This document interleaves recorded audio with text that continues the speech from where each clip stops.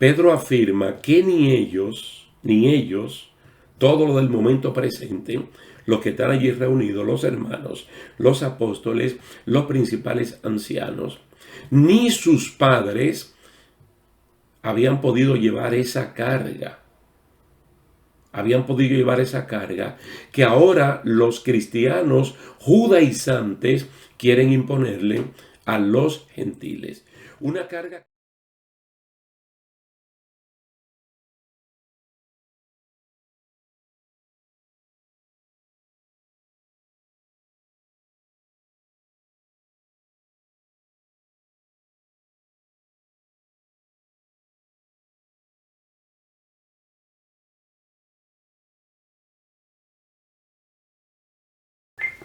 Saludos y bendiciones, queridos hermanos. Es un placer estar de nuevo con ustedes en la continuación de esta serie de estudios bíblicos, la Iglesia del Nuevo Testamento. Vamos avanzando y como quedamos en la última parte, queríamos ver la experiencia de Pablo y del equipo, cómo tienen que salir de Atenas para Berea, de Tesalónica para Berea. Luego de Berea es que sale Pablo y el equipo posteriormente para Atenas. Vamos a anclar en este momento en Hechos capítulo 17 y vamos a ver los versículos 10 al 15. Y vamos a hacer algunas puntuaciones que son muy importantes para el rescate de valores cristianos en este siglo XXI. Cosa que la iglesia, probablemente algún sector haya dejado al lado y de alguna manera u otra debemos rescatar. Leamos entonces en Hechos capítulo 17, versículo 10 al 15. Inmediatamente los hermanos enviaron de noche a Pablo y a Silas hasta Berea. Y ellos, habiendo llegado, entraron en la sinagoga de los judíos. Y estos eran más nobles que los que estaban en Tesalónica, pues recibieron la palabra con toda solicitud, escudriñando cada día las Escrituras para ver si estas cosas eran así. Así que creyeron muchos de ellos, y mujeres griegas de distinción, y no pocos hombres. Cuando los judíos de Tesalónica supieron que también en Berea era anunciada la palabra de Dios por Pablo, fueron allá y también alborotaron a las multitudes. Pero inmediatamente los hermanos enviaron a Pablo que fuese hacia el mar, y Silas y Timoteo se quedaron allí. Y los que se habían encargado de conducir a Pablo le llevaron a Atenas. Y habiendo recibido orden para Silas y Timoteo de que viniesen a él lo más pronto que pudiesen, salieron. Noten ustedes, o recordemos que en todos los casos, en los últimos casos que hemos visto, Pablo y su equipo siguen con el plan de ir primero a la sinagoga judía para iniciar la predicación del Evangelio con el énfasis puesto en Jesús como Mesías sufriente y victorioso. Quiere decir que el papel principal de Pablo y su equipo era demostrar por las Escrituras que Jesús de Nazaret era el Mesías prometido que había llegado y que un sector grande de la nación judía lo había rechazado. Lucas, que es el escritor de este libro, el libro de los Hechos, habla de la nobleza en la recepción de la palabra de Dios por parte de los judíos de Berea, quienes escudriñaban día a día para ver si lo que Pablo decía era así. Ellos tenían la bendición de poder escudriñar las Escrituras, probablemente ahí, en la biblioteca o en el área de lectura de la sinagoga, donde regularmente se podía conseguir rollos del Antiguo Testamento o este completito. Entonces escudriñaban día a día para ver si lo que Pablo le estaba enseñando era así. Es la primera anotación que debemos tomar los creyentes de este tiempo cuando alguien está predicando la palabra o cuando alguien está enseñando la palabra, sea de manera presencial en el púlpito de la iglesia donde nos congregamos o cuando de manera virtual o ya sea en video estamos escuchando algo que a veces lo oímos, no lo procesamos, no le prestamos atención, no lo pasamos por la palabra del Señor y lo damos como bueno y válido, y a veces lo que estamos es haciendo propaganda de cosas que no son ni siquiera bíblicas. Entonces ellos estaban chequeando que lo que Pablo estaba enseñando era de acuerdo a la palabra. Y esa es la forma que debemos rescatar en las iglesias del día de hoy. En vez de estar desordenando el culto en la parte de la predicación, deberíamos de estar atentos, escuchando y tomando notas de lo que se dice para comprobarlo con la palabra de Dios, la cual es soberana. Fíjense ustedes que Pablo era un hombre que ya en ese momento tenía reputación.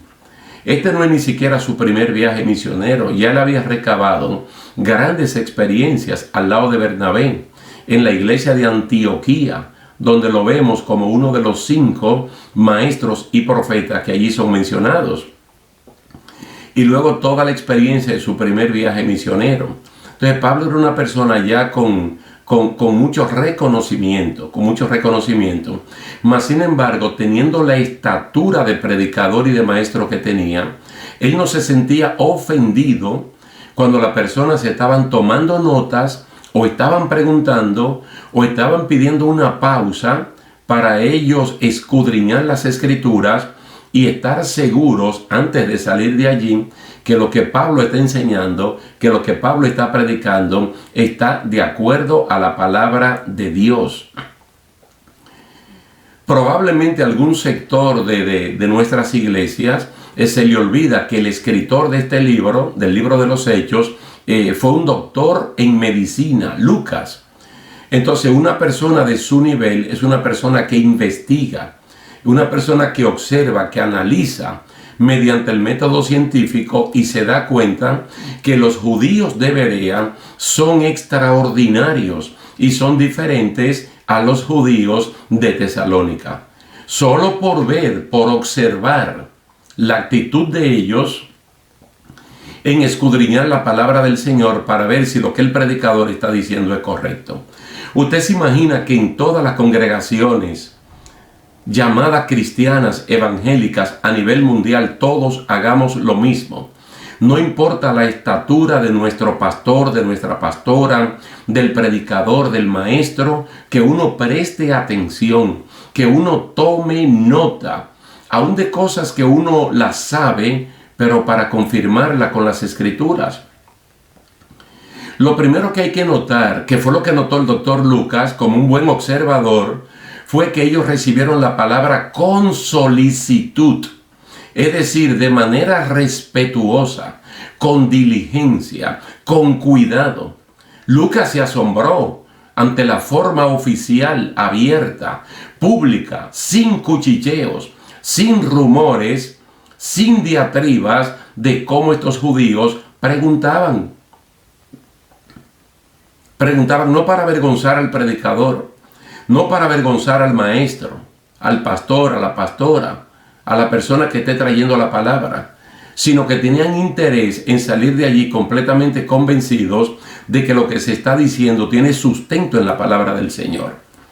En el día de hoy una persona puede venir a contar un sueño, una revelación, una experiencia, cualquier cosa, mediante las cuales quiera interpretar las Sagradas Escrituras.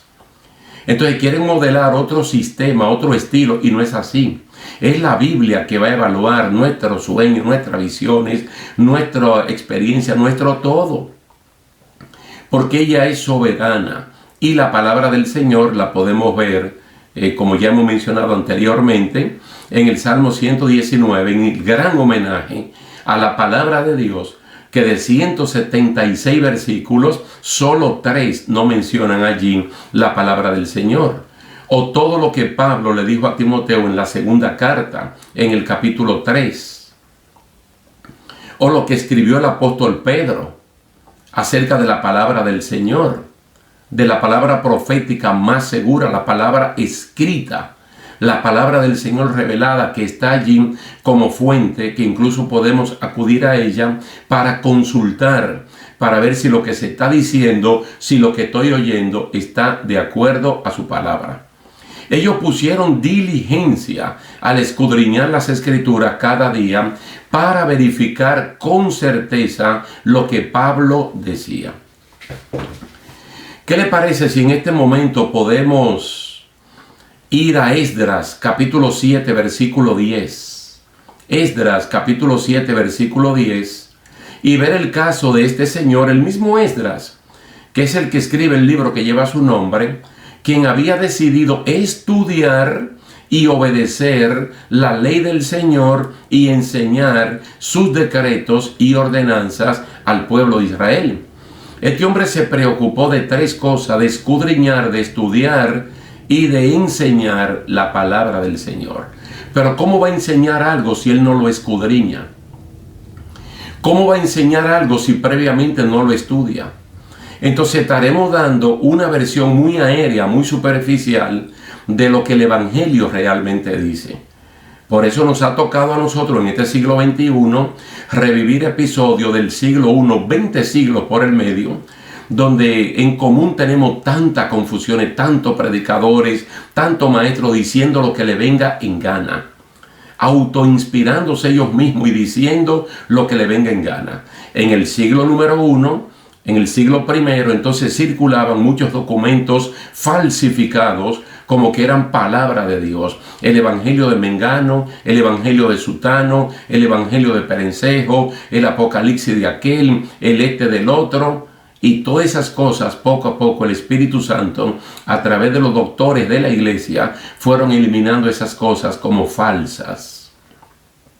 Ahora nos toca a nosotros, y usted parte de ese grupo, para que preste atención con mucho cuidado, para que precisamente tenga cuidado de decir amén a lo que se está diciendo. No todo el mundo tiene el calibre de Esdras, de escudriñar, de estudiar, de obedecer la palabra del Señor para enseñarla. Porque hay personas que no hacen esto, pero se ponen a enseñar algo que ellos en su vida nunca lo han vivido. Entonces era crucial en ese tiempo, en el tiempo de Esdras, cuando el pueblo viene de un cautiverio de 70 años, donde incluso se cambia el idioma hebreo por el arameo. Pero en el día de hoy también es crucial en la predicación que sea entendible. Por ejemplo, en Nehemías capítulo 8, versículo 8, Nehemías 8:8, se afirma lo siguiente: leían del libro de la ley de Dios y explicaban con claridad el significado de lo que se leía. Así ayudaban al pueblo a comprender cada pasaje. Hay un equipo de personas, aunque esto está narrado en el libro de Nehemías, pues son los levitas y sacerdotes y estudiosos, porque en el libro mismo de Nehemías también se cita a Esdras, además del mismo libro que lleva su nombre. Entonces aquí Nehemías es una persona que él sabe que él es un gobernador civil y que en la parte religiosa, espiritual, pues eso le toca a Esdras y a los sacerdotes. Entonces había un equipo de levitas para leer la palabra del Señor, por ejemplo el libro de la ley, que era el Pentateuco, los primeros 5 libros de la Biblia.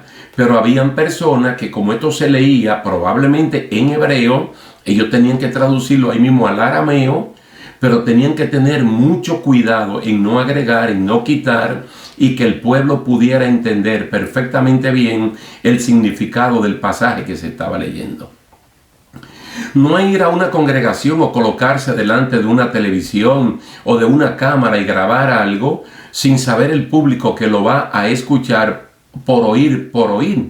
No, es que lo que se predica, la intención es que el oyente pueda captarlo en un 100% y poder obedecer la palabra del Señor. El mismo libro de Nehemías, y mire que estoy uniendo a Esdras y a Nehemías con esta porción de la historia de la sinagoga de Berea.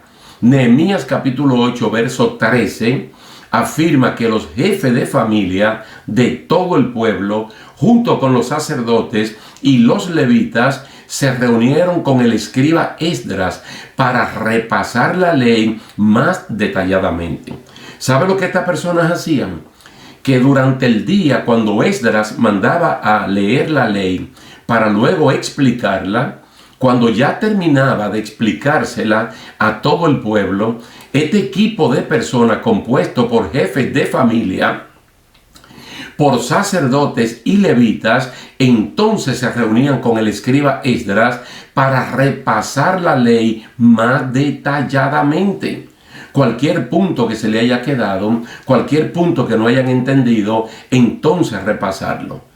Quiere decir que el liderato de una iglesia local debe asumir el compromiso que el domingo o el día en el cual se dé la enseñanza, como de pasarle revista a lo que se predicó, a lo que se enseñó, por si hay que hacer algún arreglo o hay que rumiar sobre lo que ya uno ha ingerido previamente. En el caso nuestro nos gusta muchísimo el concepto de la predicación del domingo, convertirla en el estudio bíblico de los adultos para el siguiente domingo. Entonces cualquier cosa que haya faltado o que no se haya explicado bien en el sermón, ahora se puede retomar. Entonces estos judíos de Berea escudriñaban, es decir, examinaban, inquirían y averiguaban cuidadosamente algo y sus circunstancias. Y uno se pregunta en el contexto de ellos, que esa no es una iglesia evangélica, es una sinagoga de los judíos. ¿Qué era lo que ellos averiguaban? ¿Qué era lo que ellos inquirían? ¿Qué era lo que realmente martillaba su mente? La persona de Jesús. Si Jesucristo era el Mesías prometido. Y así como nosotros vimos aquel eunuco que ya iba desde Jerusalén para Etiopía por el camino desierto del sur, que iba leyendo a Isaías 53, él quería saber si ese capítulo se refería al mismo Isaías o Isaías se estaba refiriendo a otra persona. Lógicamente, se estaba refiriendo a Jesucristo, porque el capítulo 53 del libro de Isaías es completamente mesiánico.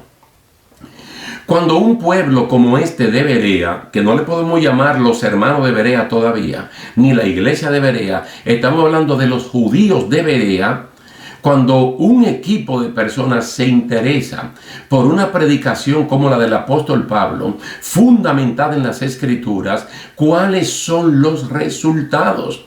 Dice, creyeron muchos de ellos. Es decir, muchos de los judíos. Perdón. Creyeron muchos de ellos judíos y mujeres griegas de distinción, y no pocos hombres.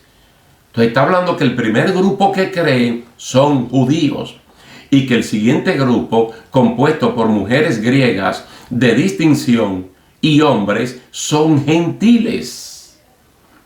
En algún punto nosotros hemos hablado, y si no, déjeme recordarle ahora que todas las sinagogas, la sinagoga de la dispersión, es decir, las sinagogas que estaban fuera de Israel, eran distintas a las sinagogas dentro de Israel. Casi dentro de Israel los mayores asistentes eran judíos, pero fuera de Israel, en la sinagoga de la dispersión, entraban judíos y gentiles. No era 100% de judíos, estaban más abiertos a la población gentil. Es asombroso, mire, es asombroso cuando uno lee, cuando uno numera, cuando uno calcula que el apóstol Pablo, junto con otros coautores como Silas y Timoteo, Pablo escribió 13 cartas, algunas dirigidas a iglesias y otras de carácter personal, como las 2 cartas a Timoteo, la carta a Tito, la carta a Filemón. Pero es asombroso que no haya una carta a los hermanos de Berea. Oiga lo que dije, ya hermanos de Berea, pues son creyentes. Muchos judíos creyentes, muchos gentiles creyentes, incluyendo mujeres de alta distinción. Entonces allí no hay una carta para ellos. Probablemente porque probablemente fue la iglesia mejor fundamentada en las Escrituras, no porque Pablo no tuviera la intención de fundamentarlo así, sino por la receptividad, por la solicitud de ellos como oyentes. Entonces ellos se podían defender por sí solos, escudriñando la palabra de Dios con Pablo y sin Pablo. Cuando estudiamos las dos cartas a los tesalonicenses, entonces podemos decir verdaderamente que en 3 semanas o en 3 días de reposo que Pablo estuvo con ellos y le explicó todo el concepto fundamental del Evangelio, los rudimentos del Evangelio, lo básico del Evangelio, quizás no prestaron toda la atención del lugar. Por eso que usted ve las confusiones luego en el campo escatológico. Porque de Jesucristo hablamos de que Él nació, de que Él murió, de que Él fue sepultado, de que Él ascendió al cielo, pero también creemos que falta algo y es que Él venga a buscar la iglesia. Entonces allí se metieron todas las confusiones. Entonces cuando Pablo le escribe, le dice, ustedes no se acuerdan que cuando yo estaba con ustedes yo le decía estas cosas. No se acuerdan, no se acordaban. Y como no se acordaban, entonces el enemigo de la justicia, por sueños carnales, por cartas falsificadas y por espíritu, es decir, sentimientos puramente personales, ellos estaban diciendo o que la resurrección no existía, o que la resurrección ya se efectuó, o que el día del Señor ya había llegado. Estaban totalmente confundidos, cosa que no pasó con los hermanos de Berea.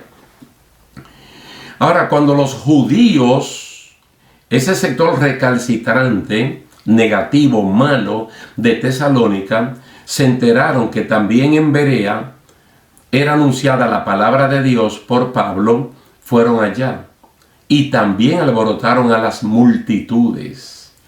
Nosotros como creyentes tenemos que estar plenamente conscientes que ante una acción evangelística, misionera de la Iglesia de Jesucristo, tiene que haber una reacción de parte del enemigo de la justicia, quien tiene cegado el entendimiento de la mayor parte de la gente, el príncipe de este mundo de las tinieblas.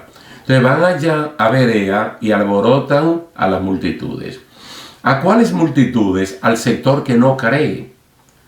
Ellos no se quedaron de brazos cruzados, intentaron lo mismo que ya habían hecho en Filipos y también en Tesalónica. Todo esto está dentro de Macedonia. Y Pablo y Silas, o Pablo y el equipo, están en Macedonia porque el Espíritu Santo lo dirigió allá. Porque ellos querían ir a Bitinia y querían ir a Asia Menor, a la parte de Éfeso. Entonces Pablo y su equipo no enfrentaron a la turba, sino que se retiraron de la escena, enviando a los hermanos de Berea, enviando a Pablo por la vía marítima, y Timoteo y Silas se quedaron ordenando a los hermanos para luego reunirse en la siguiente parada, ya fuera de Macedonia, es decir, en Atenas, la capital de Grecia. La preocupación en este momento de Pablo y de su equipo era la seguridad física de los nuevos creyentes y optaron por salir de allí para luego volver. Y yo creo que no es una forma que ellos salen derrotados, es una forma astuta, sabia, para poder manejar esta situación tal y como la manejó el rey David cuando su hijo Absalón se levantó contra él. David solo podía enfrentarlo. Y ni hablar del equipo de soldados y el grupo élites de los peleteos y cereteos que tenía David. Incluso uno de ellos le dijo, Señor, le pido permiso para yo enfrentar a su hijo y resolver este problema. Pero David le dijo, no, tranquilo, si Dios está en este asunto, Él lo desbarata, y si no, tranquilo. Él dejó eso en la mano del Señor. Por eso es que nosotros tenemos que leer las Escrituras, y aunque no la estemos citando constantemente, tenemos que dar pasos certeros por lo que ya está escrito en ella. Porque eso es lo que dice la carta a los Romanos. Que lo que antes se escribió para nosotros, se escribió para que tengamos dos cosas por la lectura de la palabra: consuelo y esperanza. Entonces Pablo y el equipo lo que hacen es retirarse. A Pablo lo mandan por la vía marítima y Silas y Timoteo se quedaron al frente del equipo para asegurar que los hermanos que son nuevos creyentes estén bien y posteriormente entonces salir. Bendito y alabado sea el nombre del Señor. ¿Qué es lo que nosotros podemos resumir en la plantación de la iglesia en Berea? La actitud de los oyentes. Y estamos hablando de personas que no eran cristianos plenamente, eran judíos. Ahora nosotros como cristianos, como conocedores de un Dios que merece reverencia y que su palabra es su revelación especial, deberíamos con más atención escudriñar su palabra. Y por mucha confianza, cariño y lo que tengamos con nuestro predicador, con nuestra predicadora, nosotros deberíamos escudriñar cada día para ver si lo que nos están predicando o lo que nos están enseñando está de acuerdo a la palabra del Señor. De esta manera nosotros mismos vamos a crecer y con mucha libertad podemos invitar a no creyentes que vayan a la iglesia para que junto con nosotros puedan escuchar la palabra de Dios en la congregación donde nosotros somos miembros, donde nos congregamos, donde tenemos nuestra membresía. Vamos a dejarlo hasta aquí por el día de hoy, con la promesa de vernos en una próxima ocasión, si Dios así lo permite. Vamos a ver la experiencia de Pablo en Atenas y la vamos a ver en dos partes. Así es que lo dejamos hasta aquí por el día de hoy, agradeciendo a Dios y a ustedes por la atención prestada. Así que Dios me le bendiga, Dios le guarde y hasta la próxima.